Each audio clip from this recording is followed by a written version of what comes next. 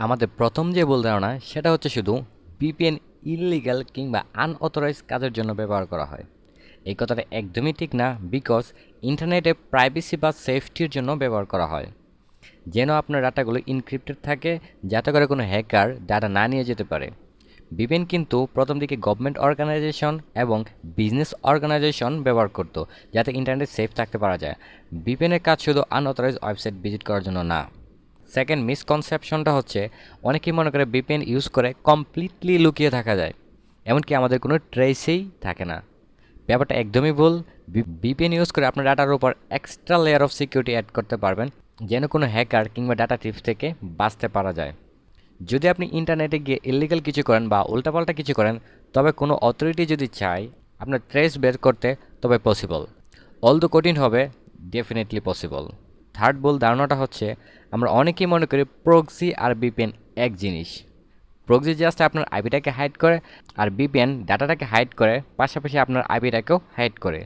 ভিপিএনে extra layer of security আছে, যেটা প্রক্সিতে নাই।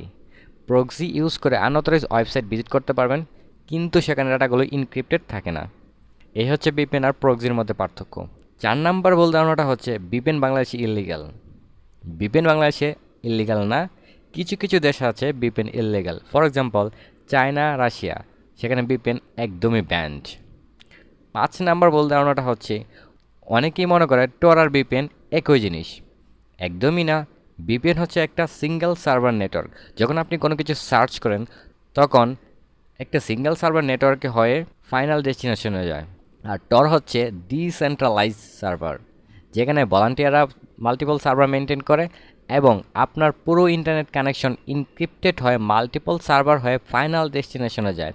এখানে ভিপিএন থেকে টর অনেক সেফ, যদিও টর ব্রাউজার অনেক স্লো হয় ভিপিএনের তুলনায়। সো এই ছিল ভিপিএন সম্পর্কে আমাদের ভুল ধারণা। আই হোপ আপনার ভুল ধারণাগুলো ভেঙেছে।